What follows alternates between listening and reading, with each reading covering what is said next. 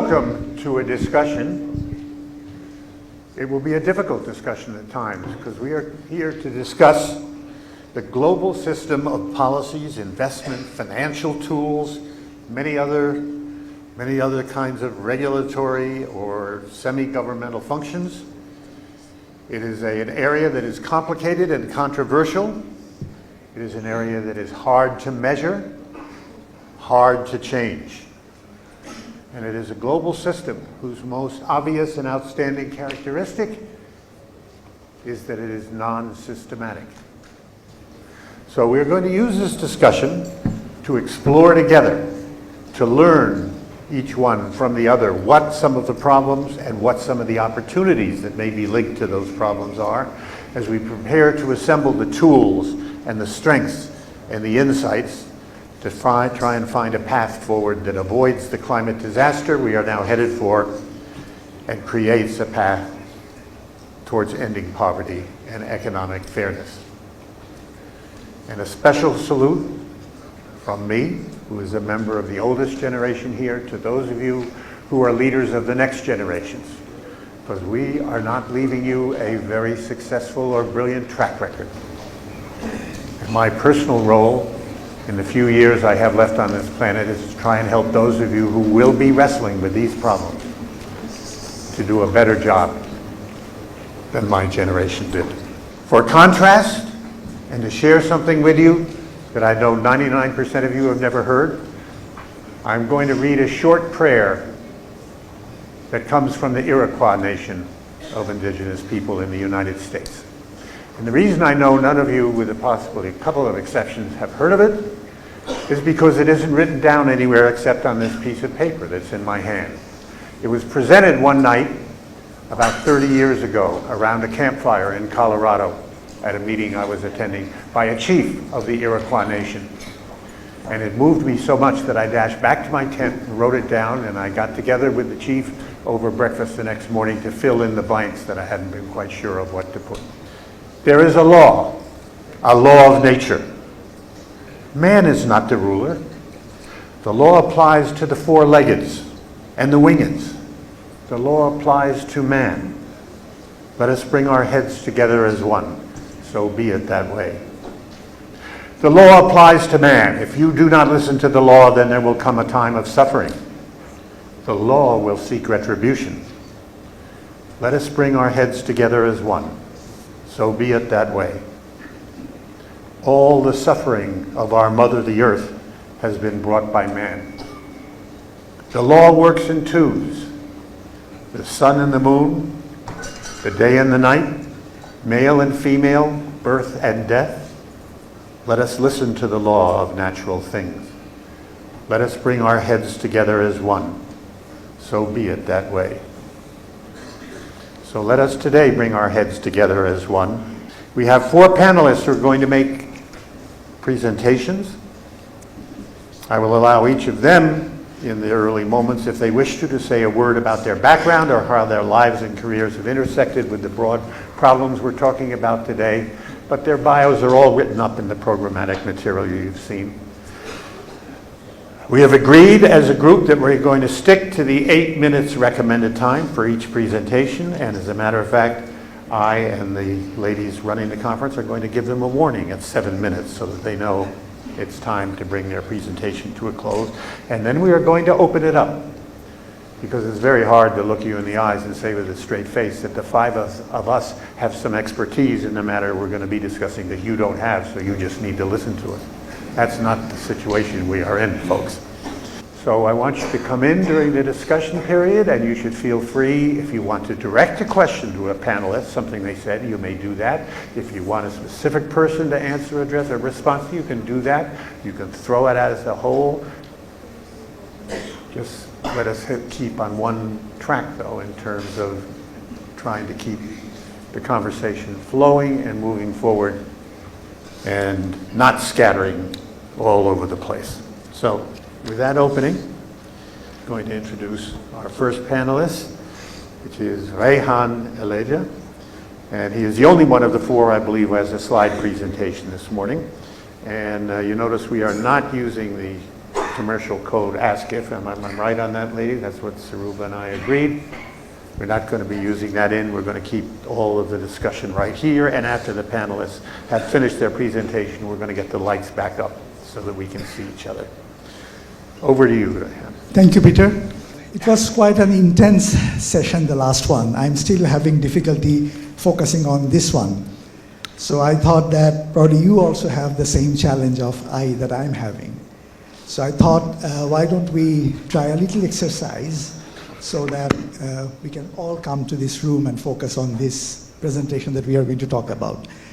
I would request you to play along with me. Can you, for a moment, close your eyes and then think of your loved one and imagine that with your loved one, you're having a candlelight dinner. I hope it's a relaxing image that you have in your mind. Please hold on to that image. And now, keeping that candlelight still on, imagine that there's the only light source that a mother now has when she's delivering her baby in a health center which does not have electricity.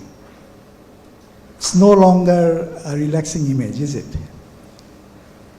And to me, I think this is a failure. This is a failure of our current generation. This is a too big of a failure. And I think in 2025, it's not acceptable. When we are thinking of going to Mars, space travel has become a part of tourism. Still, about 70% of schools in sub-Saharan Africa do not have reliable electricity. 60% of health centers in sub-Saharan Africa do not have reliable electricity. So our fellow citizens, colleagues who live in rural, remote areas, still going to school without any modern technologies to learn from, mothers delivering babies in health centers without any modern facilities, that is not something acceptable.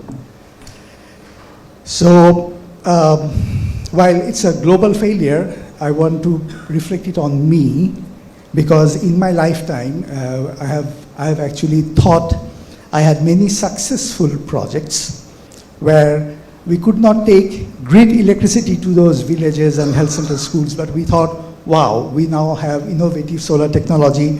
Why don't we electrify the schools and health centers with solar systems? And then I personally, through support from the World Bank and many government ministries, have electrified thousands and thousands of health centers and schools.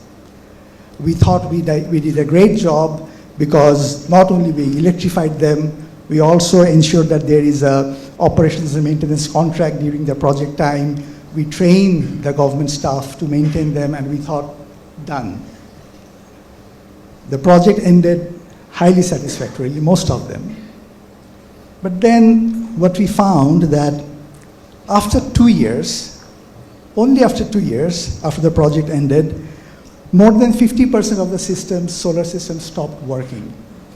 Not that the solar systems was of poor quality, not that the systems broke down, but because simple things that, say, the battery was not maintained, or if a switch went bad, there was no budget in the health facility to replace that switch or to replace that light. The whole system stopped working.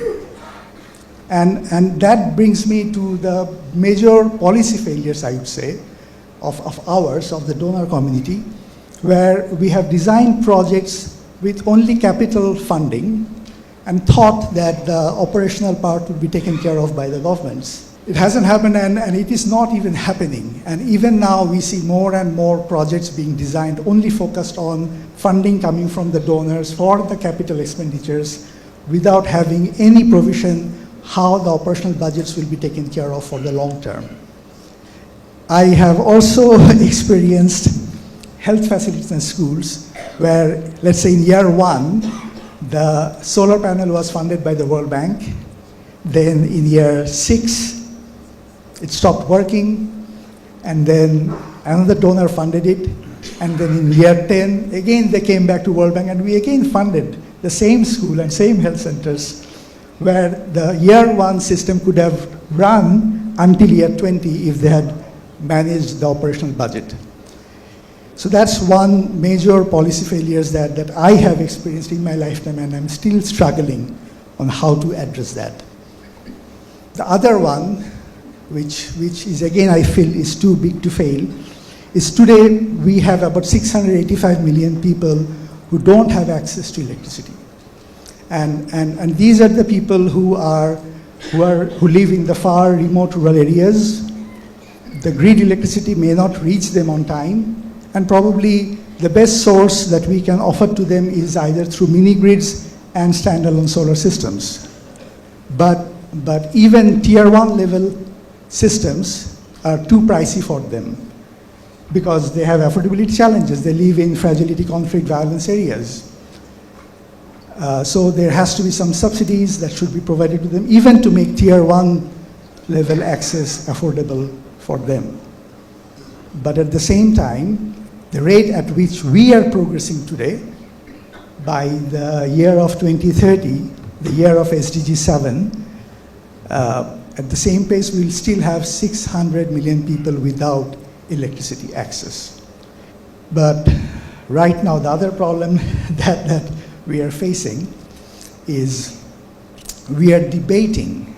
Instead of trying to see how quickly we can electrify these people with solar home systems, with solar lanterns, with mini grids, with grid extension or whatever not, we're still debating because look at this family. Maybe they have a rural house with 1 room, and probably they only need a solar lantern or a solar home systems with 2 lights and 1 mobile phone charging to meet their bare minimum. But we are debating that, is this good enough? Is tier 1 access good enough? Or should we be giving them a tier 3 level access so that they can really make economic impact? And that debate is delaying us farther and farther from actual action, which is focusing on how to electrify them. We are debating whether tier 1 and tier 2 level access with solar systems are good enough for these households who don't even able to afford those, let alone tier 3 level systems. We are thinking of how to give them appliances so that they have dishwashers, washing machines, refrigerators, because without that, how can they bring in economic impact in their life? So if we continue with that debate, we will never be able to achieve the results. And this failure, either you call it policy or direction, will remain with us. And while the humans are going to Mars and going to space travel, millions and millions of people will remain here without electricity, without water, without hygiene, and all. So with 7 minutes, Raihan. Thank you. 7 minutes. I'm done. Our next speaker is a very distinguished person who has a long history with Selco, which I will not go into in detail, but I'm looking forward to hearing what she has to say. Rashenda Van Leeuwen. Thank you very much. Yes, I was on the board of Selco for 12 years, so any failures of Selco during that time are on my shoulders because as board member I should have been on it. So particularly Thomas, the cook stoves actually were a success because had that succeeded, had you continued with the cook stoves, it would have affected the bottom line of Selco. So as a board member, my fiduciary responsibility was to help you kill the cook stoves program. So we can go into that later, even though I've been an advocate for clean cooking. So I'm glad Raihan presented his presentation. I was actually going to make some of the same points. So my failure was that I was one of many, by the way, and I think Harish invited me because he knows me very well and that I failed many, many times during my career. My failure was being the head of energy access at the United Nations Foundation in 2010, working with the incredibly talented Dr. Candid who did not fail. Any failures are on me, as we were developing what became the Sustainable Energy for All initiative. And one of my roles particularly was to advocate for the inclusion of off-grid solutions as part of the solution set for energy access. And part of my role there, as we were building what we thought was this movement, and there was a lot of excitement about it, the timing seemed right. We had this incredible leader, Candid, in the UN system, bringing together the World Bank came on board. And I'll probably tread on toes by saying this, but the World Bank and the UN at that time did not always have a reputation for close cooperation. The UN had never really taken on energy. We were able to bring it in under the guise of sustainable development because climate was toxic at that point, because the climate negotiations in Copenhagen had collapsed. So it was this great heady moment.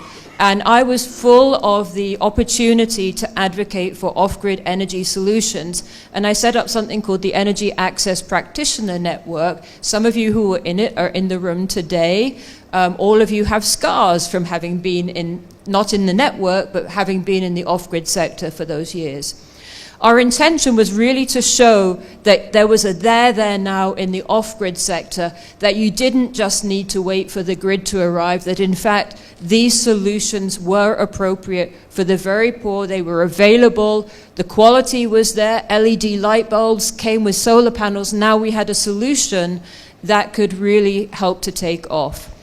And I remember getting very heady because I got engaged with this advocacy, and I met Akon, who is a Senegalese-American rapper in Washington, D.C., and I'm not a rap fan, but I went up to him and I said, "Will you come and speak at the UN?" And he came and spoke at the UN, and he promised not to use any four-letter words, and he didn't. And we got 350 million hits on Twitter, and I thought that was amazing. However, fast forward to today.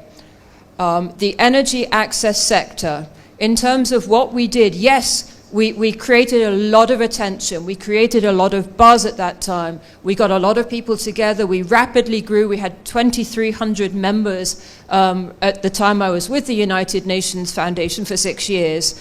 And we really did create a lot of momentum. Unfortunately, at the same time, we created a little bit too much buzz with investors who had not been in the off-grid sector, who came in and who did not hear the words that this is impact investing, this is blended finance at best, that in order to bring somebody what's a tier one solution, and by the way, the tiers became a bit too rigid. You know, I think they were only ever intended to be indicative and not declarative or definitive. They became too excited, and so there was all talk about unicorns and hockey curve sticks and scale, and the people got lost in the mix, and the companies got lost in the mix, and a lot of the off-grid sector got burned along the way because they ended up being forced to take on capital that was not really well tailored for the sector. And so, yes, they took it on, and then they found out that once they couldn't reach the commercial returns of, and I'm a former VC investor, you know, they have to have an IRR of 20+% and maybe better than that, then we really had done a disservice to the sector by not, from the outset, really tailoring the impact investment that these companies needed. There are some success stories today. They carry lots of debt. However, and of course COVID really decimated a lot of the off-grid sector. However, those success stories also, for the most part, and Selco, you know, I will call a success story, is embedded and came from India, but that's the rarity. Most of them came from outside the countries where they work. We did not do enough to help support local entrepreneurs.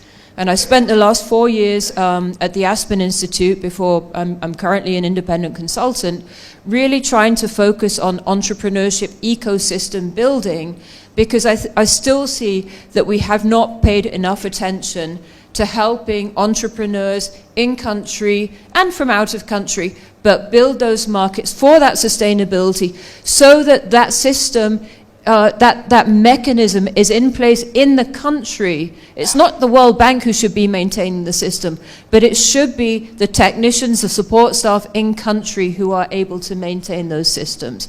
And we did a lot of fancy design work. I remember IEC 62257 in my sleep, you know, looking at standards for quality of solutions. But if it's not maintained, it will fail. Today I'm helping, another failure that we've experienced is that we are focused very much on big numbers. And of course we are, because there are still many, many people to reach. But in that, we've also lost sight of some of the pioneers who are today struggling to raise smaller tranches of capital. And I've spoken to some friends in foundations here just these last couple of days who are saying, well, of course, you know, we provide grants in the millions and it's difficult for us to provide smaller tranches of capital. Right now, I'm working with 2 off-grid energy providers who are both highly regarded, long-time experience. One is working in Honduras with indigenous communities in Honduras who cannot afford even a tier 1 solution. The other one is working in the Solomon Islands, which is a country of 900 islands, which only has 20% energy access. And they are trying to raise money for a pre-feasibility study for energy access and electrification on one of those islands. And I say that because I am failing to help them find that money. One of them needs $200,000 in subsidy to help with bringing that energy access to the rural poor in Honduras. So it's not sub-Saharan Africa. We know the numbers in sub-Saharan Africa, and there are huge needs there. In Solomon Islands, we are challenged now to find pre-feasibility funding. And I realized, I was reflecting on that, and I realized it's not a personal failure. So as a system, I'm really sort of calling out for us in the heady announcements, the big initiatives that have come underway. You know, many things over the years that we've seen, you know, wow, we've got these new announcements and commitments, and, you know, I think we were guilty at SE for All of commitmentitis at times as well, because big commitments were made, but we found it very difficult to actually track whether they were met. Let's focus on the small. Let's also focus on really looking at where those needs are and talking to the practitioners in the sector who are working with those last mile communities, and starting again with where they are and helping them to serve the people that they're working with. Thank you very much. Thank you, Richenda. Our next speaker is Gulbez Gono, and he's actually the person on this panel I know least well, so if he wants to explain to you the kind of trouble he's causing in the world, I will leave that up to him, or you may wish to go right into the presentation. Up to you. Thank you very much, Peter. Good afternoon, everyone. To be honest, this is not an easy conversation for me, or just something that I'm used to do, because we don't talk about failures much. I mean, if you go to an international organization, and me being an international civil servant, if you go to an international organization, ask, where did you fail? You hardly get a response. For international organizations, there are certain things they do very well. There are certain things they do not so well. I mean, you can call them failures or shortfalls. Some of them are at the organizational level, individually, but some of them are a collective shortfall or failure with the partners. And some of the things that I'm going to talk about right now, I would be very pleased to share the responsibility of failure with also Selco Foundation, which is our very close partner in the energy access space. IRENA, I don't know how much you're familiar with IRENA, was the intergovernmental organization for promoting renewables and a renewable-based energy transition. And one of the major failures that we have seen, and I think we are definitely part of it, is the disconnect between policy making and ground realities. As you know, the policy making is usually done at a very high level with high level inputs without really paying attention the priorities on the ground and what the impact it would create on the end user, because we are all talking about this end user design of our own interventions, and we focused our interventions, but also how much the willingness or readiness of the end user to accept that policy. And for instance, just give you an example from IRENA. IRENA, we go to a country, our ambition, our task is to promote renewables. We work with the government closely to how we can raise the ambition with deploying renewables, develop strategies, work plans, and how we can integrate more renewables into the grid, or develop off-grid solutions. But most of the time, do we pay enough attention to those enablers of that deployment?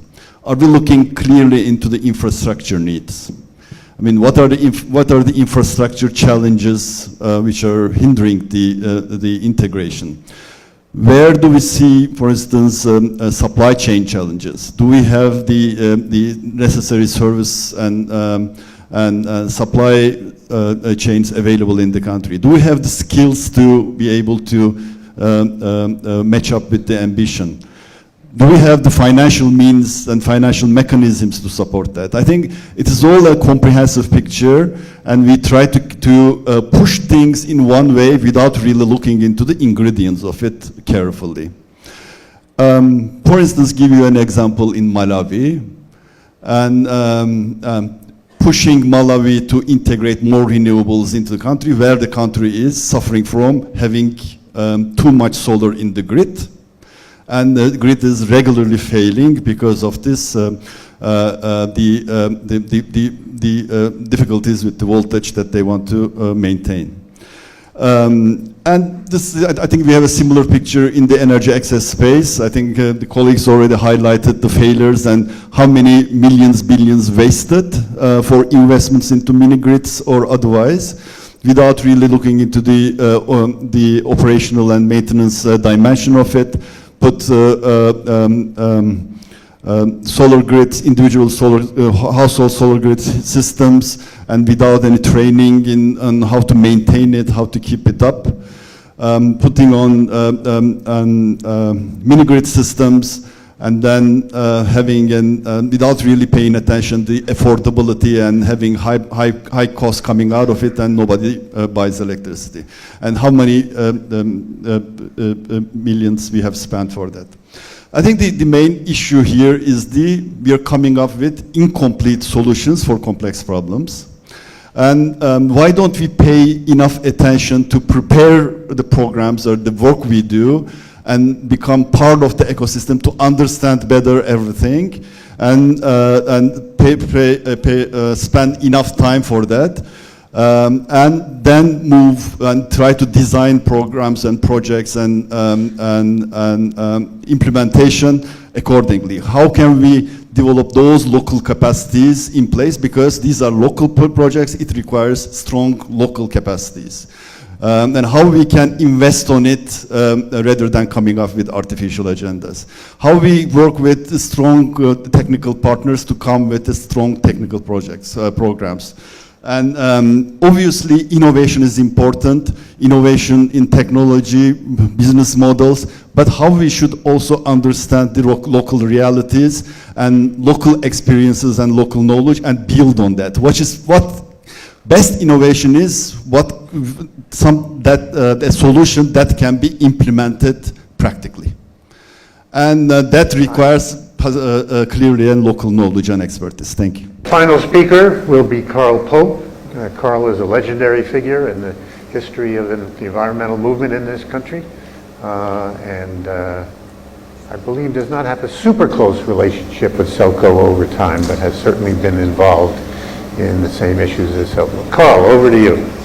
The world has largely forgotten that climate change was supposed to be over by now.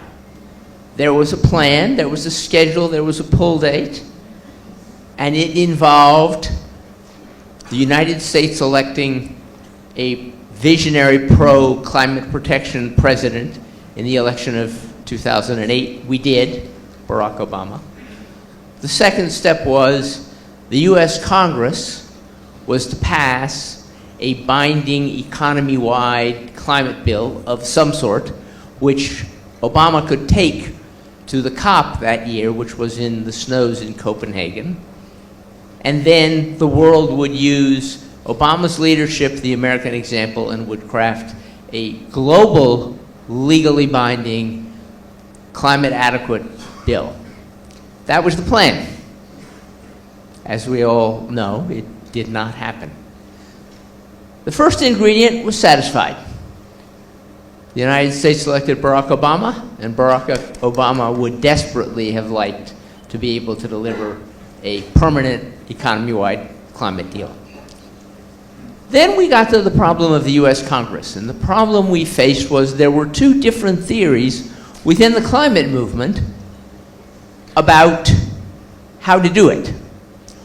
One which had the advocacy of most of the world's economists, most of the global government's treasury departments, in the environmental movement in the United States, the bulk of climate organizations, particularly more establishment ones like the Environmental Defense Fund. And their theory was there was a market failure, that people didn't pay enough for burning coal, oil, and gas because they didn't pay for the climate damage they did. Let's make coal, oil, and gas more expensive, and they will then migrate to something cleaner. I call that theory climate austerity. The other theory was that, as the United States had done over the years with its own pollution programs, the important thing was simply to say, no, it's not acceptable to sell a power plant that belches mercury and carbon dioxide, to have a refinery that doesn't pay any attention whatsoever to its methane. And it's a much better approach to put the burden on the people who produce the polluting technology to fix it, and then let them figure out what the market was dictating. I call that climate prosperity, because that was based on the premise that when you do that, the world's engineers, once that's their assignment, find a low-carbon solution to whatever the problem is, the world's engineers would find the necessary low-carbon solutions. That climate prosperity approach was favored by my organization, the Sierra Club, by many of the grassroots organizations, and it was my favorite. The congressional leaders of the fight decided to go with climate austerity. They put together a version of carbon pricing which was called cap and trade, and there was a very powerful environmental coalition that was leading the fight. But it was already clear that Congress was very reluctant to pass a meaningful, loophole-free cap and trade bill. And for 6 months, I was in a place where, on the one hand, all of the outside stakeholders were pushing me to stick with cap and trade. On the inside, there was considerable skepticism that cap and trade, A, was the right way to go, and B, could ever pass, and C, when I looked at the polling results, it was very clear that the American people had a powerful preference for a world in which they paid more if they used dirty fuels. They did not like the idea, they would pay more to get clean fuels. They didn't want to pay more for dirty fuels because, as they put it quite correctly, they didn't have choices. By July of that year, I knew that cap and trade, in my heart, I knew that cap and trade was not going to pass. I had the capacity, my organization had enough of a following, that we could have gone forward and created a parallel track where we would have started putting regulatory standards in place for power plants and automobiles.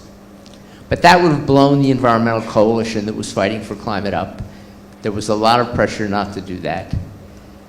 And for 6 months, I watched as it became clearer and clearer that cap and trade could not pass. And here is my failure. I knew that I should take my organization out of the coalition and onto a different path. I didn't do it. And I didn't change my mind as the data got stronger and stronger. The polling just showed this was not an approach the American people were ready to swallow. And the consequences were pretty grievous. Congress didn't pass cap and trade. It also didn't pass a technology cleanup bill, as we could have advocated, and which I think we could have gotten had we started in a timely way to push that through Capitol Hill. Barack Obama went to Copenhagen, but he had no U.S. legislation to back him up. He was completely unable to accomplish that. And at that point, the idea of an economy-wide, legally binding climate bill was given up on. That may have been not such a bad decision, but the way in which it happened didn't cause people to jump from climate austerity to climate prosperity, because I had not allowed any robust public conversation about the difference between the two. I was not willing, because it had been a lesson I had learned, that you needed to stick with your allies, and I was not willing to abandon that lesson, I guess you can say, but it was the wrong, well, I will actually, if my time is up, I'll stop. No, 1 minute. Oh, 1 minute. Okay. What should have happened is there should have been a big debate. We might not have gotten anything passed anyway. The politics might have been wrong. But we would have set the platform for a economic prosperity-based climate bill, which eventually Joe Biden finally got through. But it didn't happen.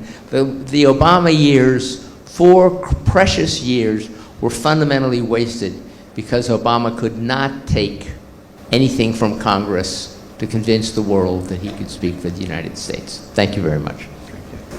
Yep, so we can see each other. Thank you very much. All right, we'll start here with you. Thank you. My name is Thomas, and we heard things of policies that have not worked in the past. What makes me angry is the policies being set up now that we know are going to fail from now on. And I have a question to the panel is, not do you share my anger, but do you share my analysis? I want to talk about M300, announced at Dar es Salaam last week. How dare you make an M300 when you know it's 600 million people that need electricity? First anger. Second anger, 50 billion put on the table. We don't know where it's coming from, and there's no numbers that tell us how to get from 0 to M300. How can you correct that? Interesting. Thank you, and thank you to the panelists. Short question by the Vijay Modi. The question is really to what Raihan started with. You know, about 10 years ago, Nigeria asked me to look at all the health clinics in the country, and reality was, you know, we went to every 30,000 all clinics, measured the status, and it was consistent. Since then, many people have looked at the data from the donor side, banks, foundations. But then when I show it to the private sector, they say, Vijay, for $50 a month, which is less than what I pay every month for this thing, we are already providing much higher than tier 1 level to anyone who wants commercially in Nigeria. I know this is not a perfect solution, but why is it not? We just get, because they are dying to just do that. They are willing to do that. And that's $50 a month. It's maybe not $5 a month of tier 1. So that's my question. Christine Eibsinger, and following on both Thomas's and Vijay, first off, I want to thank the panel and Raihan for your comments specifically. I'm feeling a little bit of an illusion of insignificance. If we know all of this, and we know what happened with COSAP in Kenya, and we've lived the experience that Rachenda has said for 30 years about getting small amounts of capital to SMEs. We've heard the launch of M300. Also, I've heard called L350B, leave 350 behind. What can we do? How do we change it? The Titanic has left the port. We know it's going to fail. So I am feeling insignificant, as many of my colleagues in the off-grid space are feeling. What can we do? One more question out, and then we'll have a short reaction. Thank you. I'm Siddharth. This is not related to energy, but the failure of policies. I think most of the policies, when they are crafted, they are based on a certain assumption of expertise and then translate them into rushing into programs and projects. I think even at the government level or at the donor level, can policies inherently sort of encourage move from expertise to curiosity, not knowing, negotiations, or does that, or even marination of ideas, or is that too much time because we move from one expertise then the expertise to deal with failures, and then we again move back to some other expertise to deal with monitoring and evaluating that failure? So that's the question. I will start with Vijay's question because probably I know the answer. So that's I'll start with Vijay. I know the answer because I asked the same question to private sector. But we now have the technology. Not only the technology, we also have the business model. They are electrifying households for $50 or less than that, in fact, for maybe whatever, $5, $10 a month, they get a good system, pay as you go, what the solar systems market call them. So I asked them that if you can electrify a household, why can't you electrify a health center or a school, following a pay-go approach, so that they can pay $50 a month or whatever. The answer was very simple. They said, look, we are happy to electrify the principal of the school, the headmaster of the school, or the doctor or the nurse of the health center, but not the health center, not the school. Because if the doctor doesn't pay his bill, I'll cut off his household from electrification, because they can cut them off if they don't pay the bill. And the next day, he will come to my office and pay the bill. But if the health center doesn't pay my bill, and if I cut him off, next day there will be a newspaper headline that 4 infants died because I cut off the power and the incubator that they were supplying electricity have stopped. I'm not going to take that reputational risk of the non-payment risk. And the non-payment risk that the private sector is not willing to take is the one which is preventing the millions of schools and health centers from getting electrified now. I mean, the governments don't actually need funding from World Bank or any other donors to electrify those. I mean, some bit, but not. I'm making, the point I'm saying is that there is enough private sector capital out there to make electrification if they had confidence that government would pay them the monthly electricity bill. Even in a grid electricity sector, we also see that governments don't pay, in the most countries, the health sector bills or the electricity bills and so forth. Only because the utilities are also in the public sector, at the end of the year, the accounts get balanced. But if there was a private sector utility, they would have gone bankrupt by now. So these are some of the issues which is preventing us from having the state we want to go. Can I go to Rajendra now? You look ready. Yeah, I want to just follow on from that. Electrification is also not enough. We need to start with the end users who are using the health systems. I've been involved with a project to help bring electricity to the neonatal intensive care unit of Bo General Hospital, which is the second city in Sierra Leone. And my friend Michael Liebright has been out there this week actually talking with the hospital people.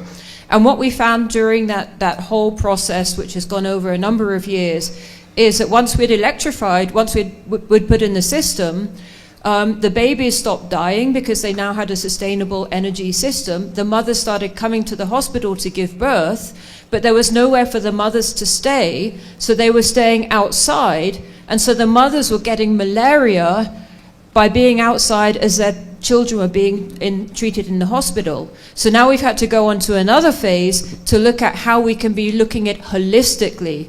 So it's not only about the electrification, it's really coming in with a holistic view of what are the health services that are needed and what are the wraparound services that are needed. That's the first point. Second one, I don't work for the World Bank anymore. I mean, I was a consultant to ESMAP for a while, so I can take on the M300 one, because I think it's a really important question. I don't work for M300 either.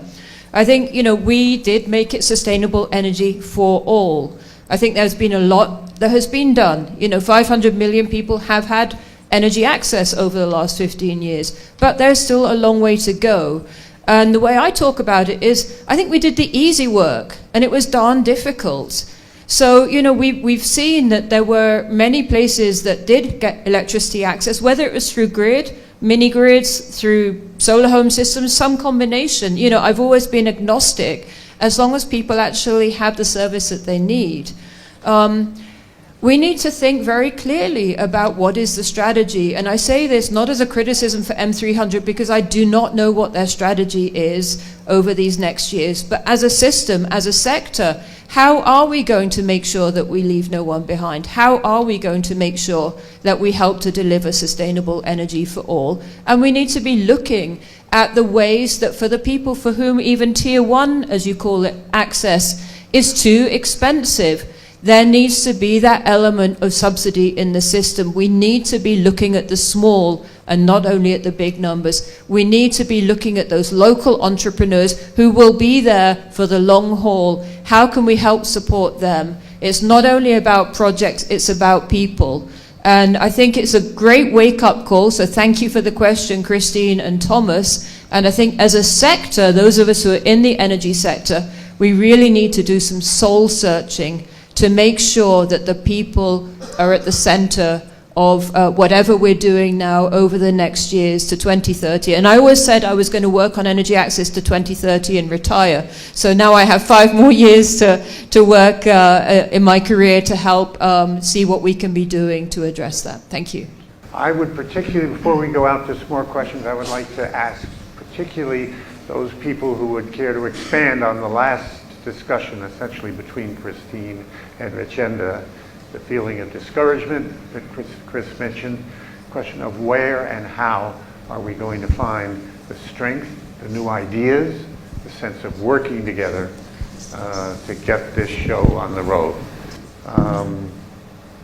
Okay, if you want to address that, I'll go that, but I am coming back up there. I'd like particularly some of the young faces up there. Thank you. Well, that's a kind of way to say that I'm not young anymore, but it's fine. You can have equal time. No, I mean, with Thomas, where is Thomas? We were with Thomas, we were with Harish in Kenya 2 days ago when I said this morning that I was coming from another conference that was frustrating, and was frustrating because what Richenda, Christine are saying, we feel that part that not World Bank, all of us are failing. WHO is failing. World Bank is failing. I would say the humanity is failing, but for the reason that when you mentioned the healthcare facilities, let's distinguish. We talk about household is one thing. When we talk about healthcare facility, we are talking about health. Health is a human right, which is a sentence that we hear, but what does it mean health is a human right? Health is a human right. We have the responsibility to provide the healthcare facilities that provide health services. They cannot without electricity. And we still have 1 billion people served by healthcare facility with no electricity. No incubator, no oxygen generator, no spotlight, and people die. So, and I mentioned 2 days ago in the conference that visualizing 1 billion people is a huge number. We don't manage. But then the Minister of Health of Sierra Leone came last year at COP, Gurbus, you remember, and said last week I lost 5 children because there was no electricity for the incubator. So I don't blame the World Bank only. We are all to blame. Now, what's the point there? The point is, when you tell me why it's not happening, I don't know, it's because health is not considered a priority, it's because we don't feel that pressure, it's because as humanity is a failure, it's because maybe the concept of, we were discussing the point on the long-term operation and maintenance. There are many donors here, right? Now, also the donors maybe need to change approach, because we all are stuck with this idea that we have to spend the money within 3 years, because my donors want the cycle to close in 3 years. Closing the cycle means I cannot provide the operation and maintenance for 10 years. And this is a problem that all organizations have.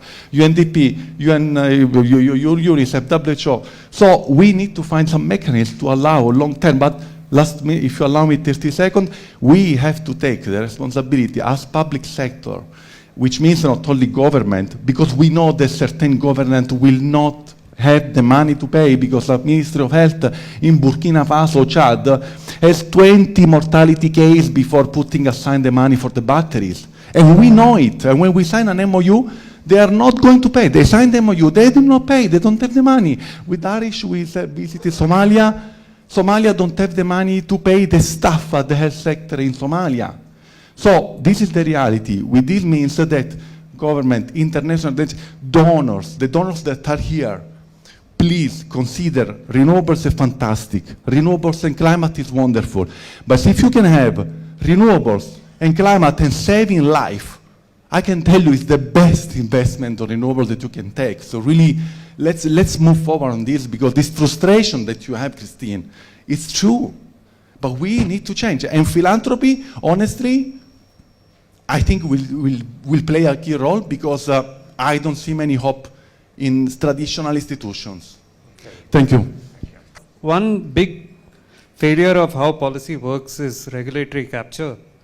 And I think in the US we've seen plenty of examples of that. So what are some of the things you've experienced which can counteract regulatory capture, right? I mean, a lot of policies have failed in the past because of that. Well-meaning policies, what can you do to counteract that? Well, one of the things we've done in the United States is at various times there's been leadership in the White House but not in the states, or vice versa. And there's been pretty consistent leadership but not necessarily empowered by the cities. So fundamentally, the movement has to take its attention and figure out for the next 2 years where are the vulnerabilities, where are the openings going to be. It's kept the game going, but it is clear you'd get there much faster if you didn't have what you have right now. Is you have two branches of the federal government opposing you and trying to slow down everything you do, which is not going to be terribly productive. But we can work it around. Are there other hands on the specific track we're on now? Hi everyone, my name is Naya. Nice to see some familiar faces here, and thank you to Salco Foundation for having us, as well as the panelists. So I come from Kenya, but I think of myself as being East African. And I have been working in the sector for 15 years now. And I share the same frustrations that Christina and Thomas just talked about, and particularly as a daughter of the continent that's being left behind the most. So I want to start actually with a very quick poll question for the audience. How many of you have a refrigerator at home? If you have a refrigerator at home, please raise your hands. 90%, right? Okay, this is 90%, right? And so then think about, right, if you're older than 20, which I think most of the people in the audience are older than 20, if you've had a refrigerator for 20 years, and if you're from the global north, you probably had it for like 40 years in your family. But why is the benchmark in hell when it comes to giving energy access to black and brown people? I personally think it's a failure of the sector that we're still debating tier 1 access and what that actually means. When we're still talking about solar lanterns, it's so obvious, it's such an obvious question to me that we don't need to measure the impact of moving away from that lovely photo that you showed us of a kerosene lantern. I mean, it's obvious, we all want lighting, it's the most productive asset actually if you ask it. But the benchmark should not be about transitioning people and calling a lantern energy access. Let's just get away from that nasal gazing. Let's get away from that debating. And let's start at the very basic services, which should be, quite frankly, refrigerators and everything upwards, right? So I guess so my question for the panelists is, as you're going to leave this session today and you go back to your positions of power, really, what are some practical things you're going to do in 2025 to move us away from nasal gazing? Okay. I'm being told that because of the time we have to have closing comments. There's a quick thought from each of you if you want. I, however, am going to stick my foot in and mention a couple of ideas that are under consideration in response to your question. Number one, we need to make sure we get solid reporting on all the kinds of screw-ups you heard tonight. That is not part of the general availability of news information. And that is doable, and that is fundable by private foundation sources. We need solid, documented reporting on the kind of screw-ups you've heard about in this conversation. Second of all, I believe that in many of the large emitters, remember, 6 countries are responsible for roughly 50% of the total emissions of greenhouse gas. I believe there is room, particularly if it's supported by the next younger generation of voters, to go after the national tax subsidies, which are substantial in several countries, and to make that a lively issue for the voting populations of those countries, and to consider legislation which begins to take that money and transfer it to some of the end user, those left behind that we're talking about here, so that there is actually, the tax subsidy remains in place, but it gets moved in sections to these more important jobs away from the fossil fuel companies who are receiving it now. Those are just thoughts, the kind of things that some places are discussing. Who wants to go first in this wind-up conversation? Thank you. I think there's a lot of conversation around, I think Raihan already mentioned about the difficulties in bringing in private sector into social sector investments, productive use. But also Salvatore highlighted how difficult to bring in donors into in the health sector. But obviously, I mean, there should be a way to address those concerns. So what are the ways to go through? One is obviously the climate finance. But I don't know how many of you have checked the level of access to climate finance by least developed countries. It is minuscule. By which countries? Least developed countries. I don't know how many of you are happy with the outcomes of the COP28 in terms of new climate commitments and how this is going to be distributed among countries. So I don't know how climate finance can help address this problem is a big question mark. Then go to development finance. I think in the current setting, there is an already and difficulty to get access to ODA finance and because of other priorities. So I'm not sure this will grow to address the concerns that we have today. So we need new players in the game. Philanthropy obviously is one option. I mean, I think they are more strongly and more powerfully coming into game, and how we can work more closely with them. And obviously they have their own priorities and own way of operating, and we need to understand and work with them. But also how we can also raise more stronger awareness around that, the priorities around this development area, and how we can channel more funds into it.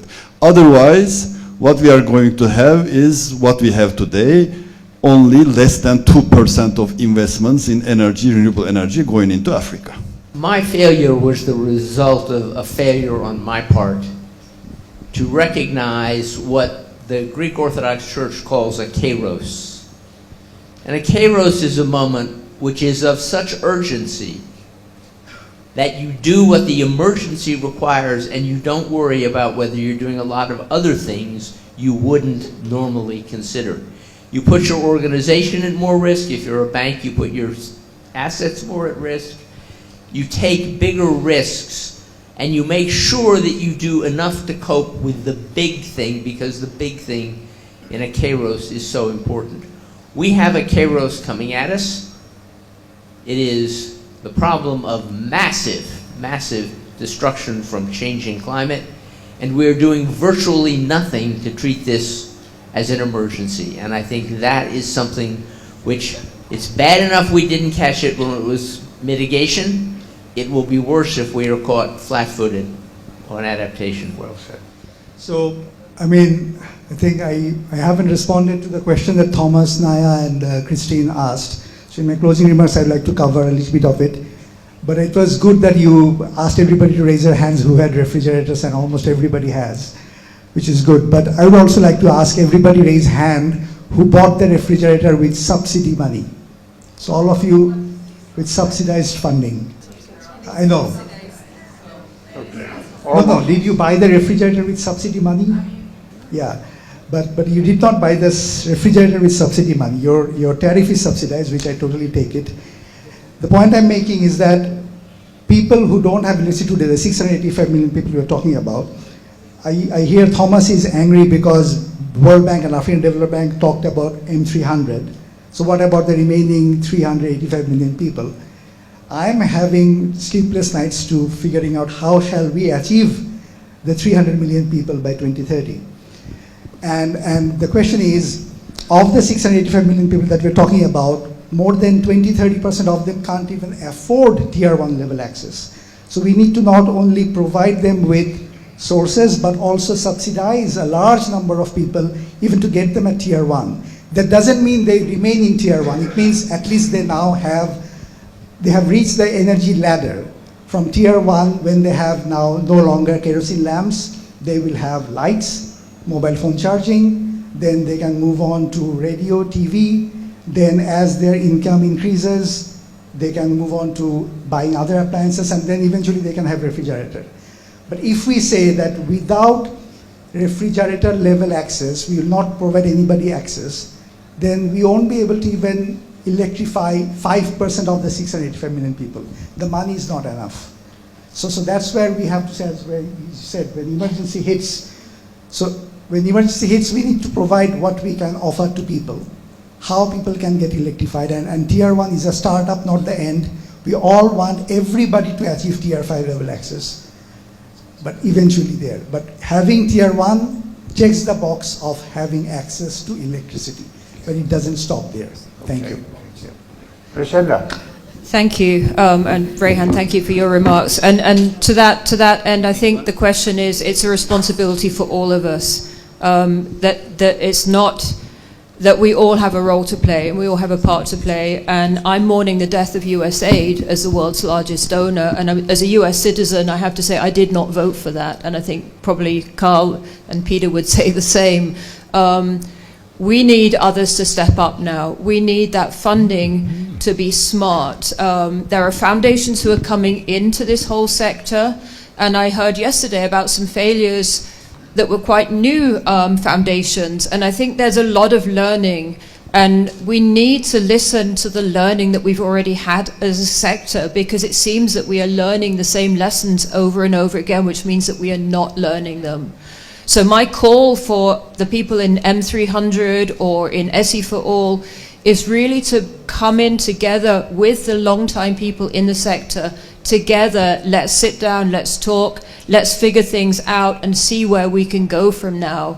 There are many changes over the next few years. AI could be a blessing or a curse in our sector. I think Selco is looking at what it can be doing for them very positively.